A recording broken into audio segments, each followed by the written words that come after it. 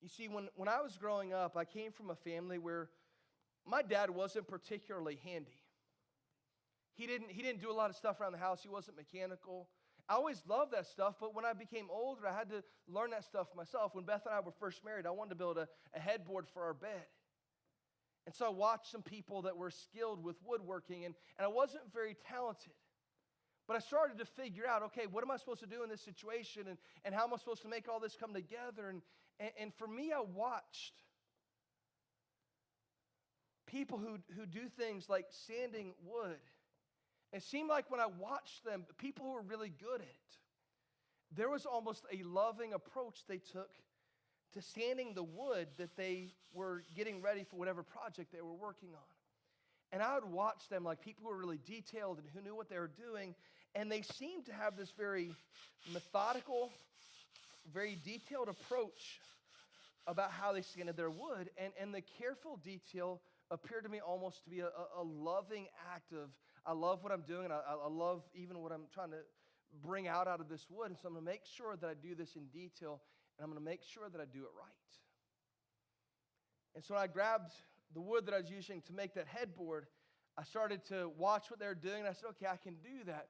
And I didn't have a lot of instruction, I just had observation. And so I started sanding.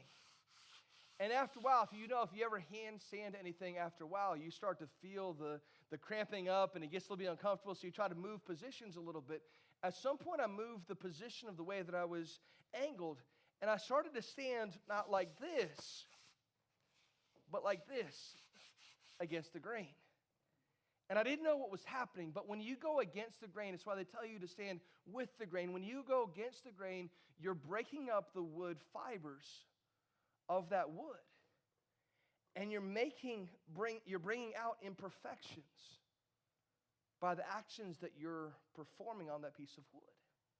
And so I started to sand this way against the grain, and it started producing scratches in the wood.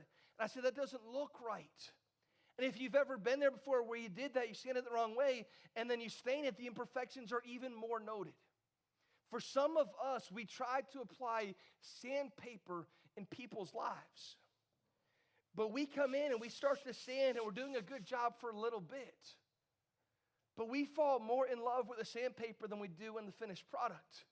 We're not applying the sandpaper in their life anymore with love, and we start to apply the sandpaper all willy-nilly on their life.